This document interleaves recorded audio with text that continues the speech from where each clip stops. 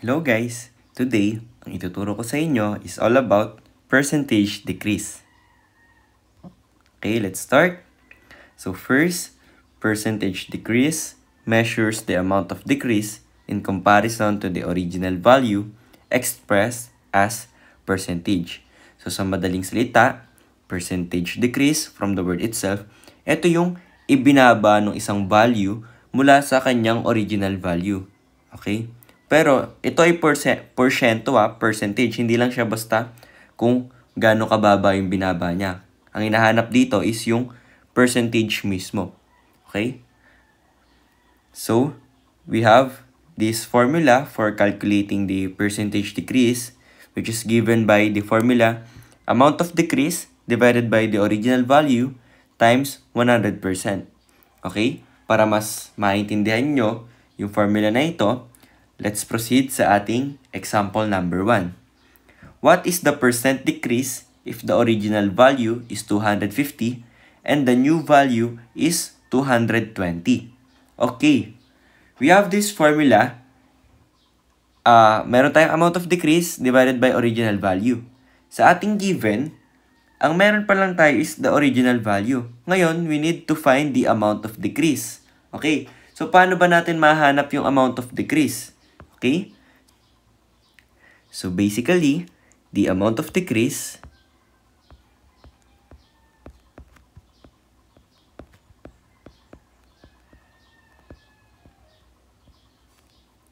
is just equal to the original value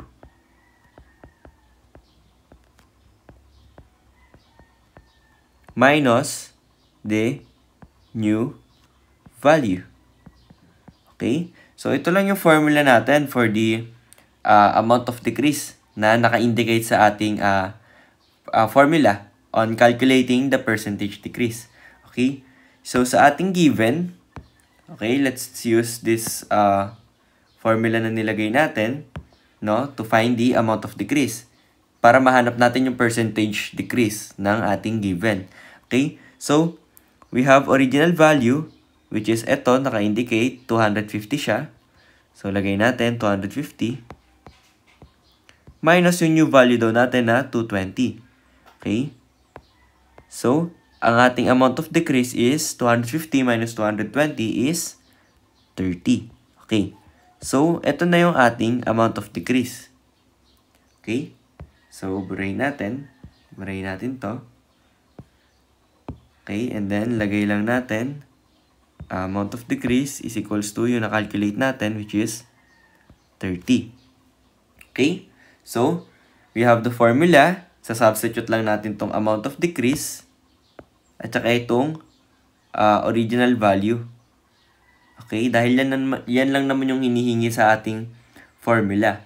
Okay, so we have the amount of decrease, substitute natin, which is 30 divided by the original value, which is 250, times 100%. Okay.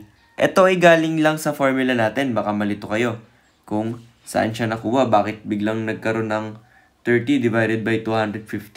Okay. Yan lang yung formula natin for calculating the percentage decrease, which is etong nakabox.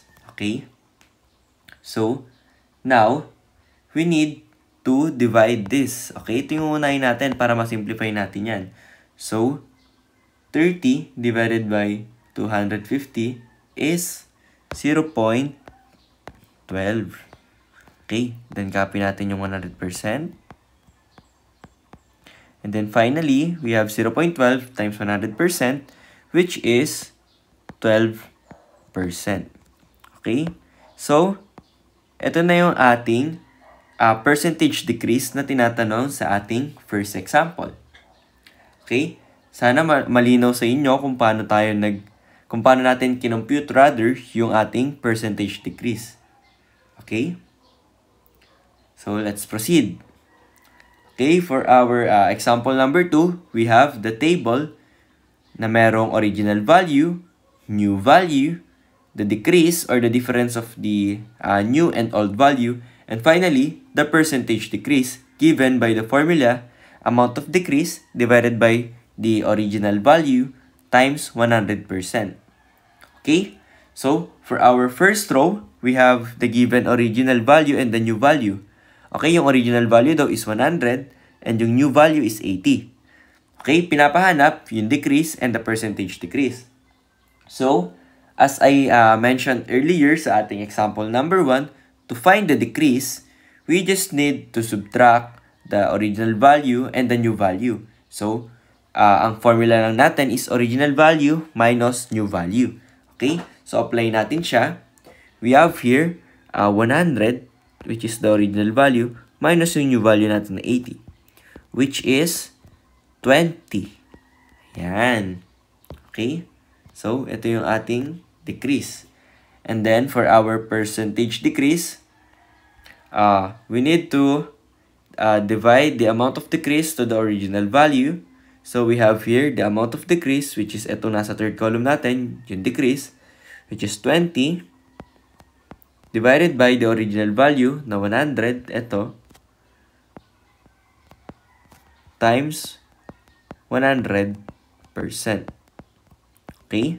So, ito, divide lang uli natin to simplify, which will give us 20 divided by 100 is just 0.2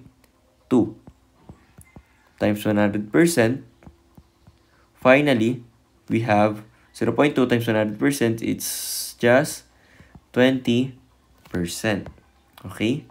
So, ito na yung ating percentage decrease for this first row or for our first column.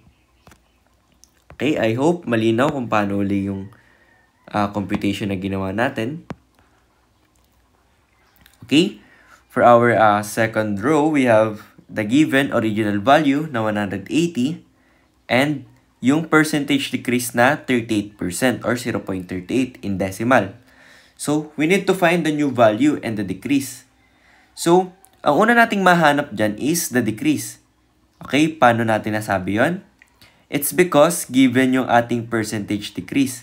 And sa percentage decrease natin, ang kailangan natin to calculate that is the amount of decrease and the original value.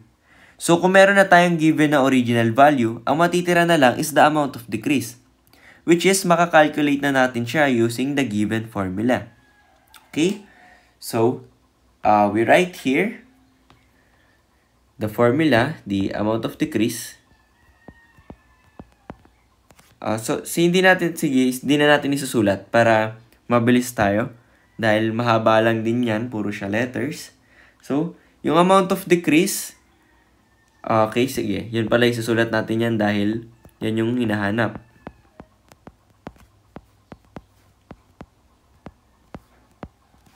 Divided by the original value, which is ang original value is given by this, which is 180. Okay, multiply by 100% is equals to 38%. Okay, which is ito. Okay? So, ngayon, paano natin ma-isolate yung amount of decrease or paano natin siya mahanap using that? So, we need first to divide both sides by 180 degrees. Ito, 180 degrees.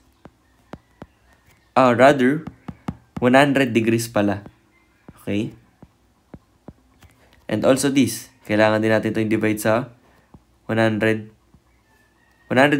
rather, not 100 degrees. Okay? Baka malito kayo, bakit biglang nagkaroon ng degrees? It's 100%. Okay? So, pag ganyan, magka-cancel na to.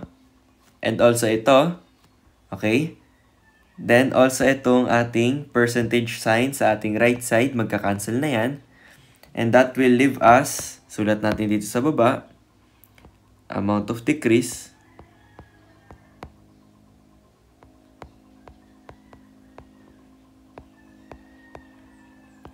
divided by 180, which is equals to 38 divided by 100 is 0.38.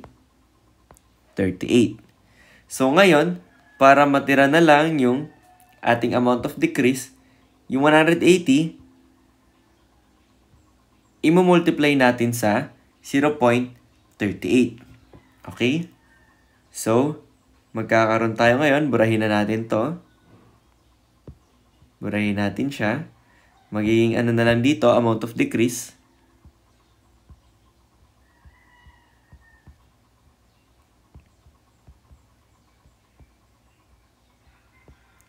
Then, magkakaroon tayo dito ng times 180. And finally, 0.38 multiply by 180, we have 68.4. Okay? So, ito na yung ating amount of decrease. Okay? Or the decrease sa ating third column na hinahanap. So, I have here 68.4. So, ngayon, burahin natin to. Pati ito, burahin natin. So, ngayon, nawawala na lang new value.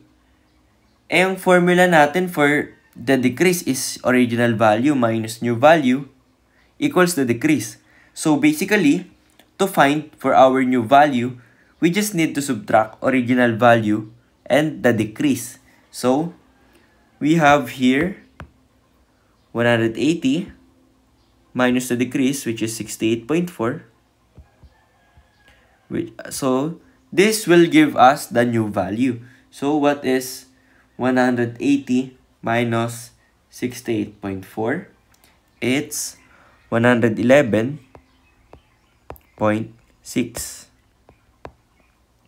Ayan. So, ayan na yung ating new value na hinahanap. So, ayan. Kompleto na yung ating row for our second example. Okay? And now, for our third row, same lang din siya nung sa ating number 2. Ang hinahanap is the new value and the decrease given the original value and the percentage decrease. Okay? So, same process siya. Pero, ang gagawin natin para mapadali na lang kasi sobrang haba nung kanina and sobrang baka siguro kung mas naiintindihan nyo yun, okay lang din siya. Pero merong mas madaling way sa kanya. Okay? Basically, since given naman dito yung ating decimal sa ating percentage decrease, etong 100% na to, pwede nating tanggalin na yan sa formula. So, matitira na lang, amount of decrease divided by original value is equals to 0.33. Ganun na lang agad siya. So, kapag sinulat natin siya, we have here the decrease. Gawin na natin siyang decrease. Divided by the original value.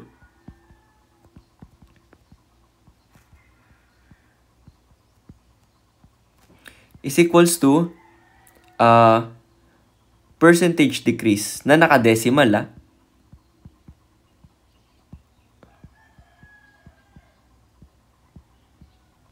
Okay? So, sa ating ditong third column natin, yung may original value na 360, pwede natin itong gamitin yung sinulat ko na formula. Pero ang gagamitin nating percentage decrease is yung 0.33. Okay? Para mag-cancel out na yung 100% tsaka yung 33%. Para mas mapabilis tayo. Okay? So now, to calculate for the decrease, same lang din. Para ma-isolate tong decrease, etong original value, i-multiply lang natin to sa percentage decrease, okay? So, we have the decrease is equals to the original value multiply by the percentage decrease. So, plug in natin yung value natin para mahanap na natin siya. So, ang ating original value is 360 multiply by the percentage decrease na nakadecimal. Okay, ulitin ko, yung nakadecimal, which is 0.33. And ang 360 multiply by 0.33 is 118.8. Okay? So, we have here 118.8. Okay. So, ito na yung ating sagot sa decrease. Okay? So, nahanap na natin yung decrease. Sulat natin, 118.8. Ayan. So, now, to find yung ating new value, as I said earlier, subtract lang natin yung original value sa ating decrease.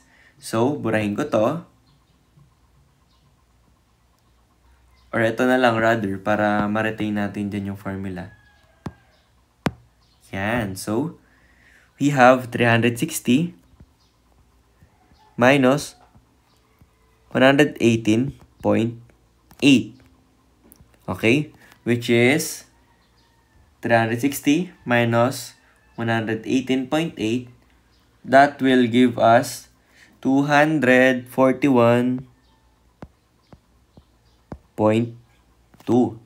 Ayan. So, ito na yung ating new value.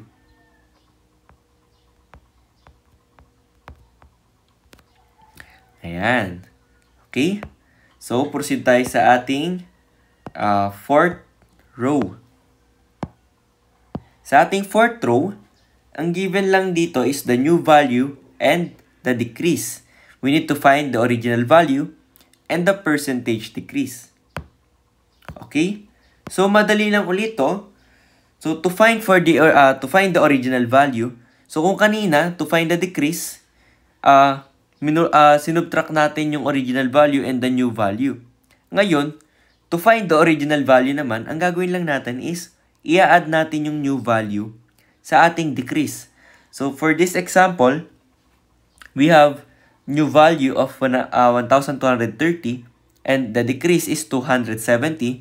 Pag in-add natin yun na yung original value natin. So, add natin siya. We have 1,230 plus 270, which is equals to 1,500.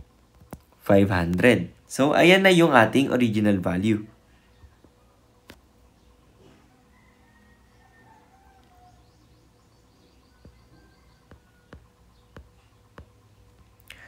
So, ngayon, to find the percentage decrease, gagamitin lang natin yung ating formula. Okay? So, we have the amount of decrease, which is 270, divided by the original value, which is 1,500, multiplied by 100%. So, now, we need to simplify this first. Now, divide natin siya. We have 270 divided by 1,500. We have 0.18. Then, copy natin yung 100%. Then, finally, 0.18 times 100%, we have 18%. So, ito na yung ating percentage decrease. Okay, madali lang, di ba? So, I hope naiintindihan nyo pa or nakakasunod pa kayo sa ating discussion. Okay? And for our fifth row, given the new value of 1,000 and the decrease of 4,000. So, ito, papasagutan ko na uli sa inyo to. Kindly comment down your answers sa ating chat box kung ano yung sagot nyo, kung ano yung original value, and kung ano yung percentage decrease niya. Okay, it is to assess kung naiintindihan nyo ba talaga yung ating discussion video. Okay? Let's see kung naiintindihan nyo. If nalilito pa kayo kung paano siya isolve, pwede nyong balikan kung paano natin sinolve yung mga earlier example natin. Lalo na dito sa ating example number 2, yung completing the table. Okay? So, that's it for our video about, or for our lesson about percentage decrease. So, I hope may natutunan kayo. And that's all. Thank you sa panonood.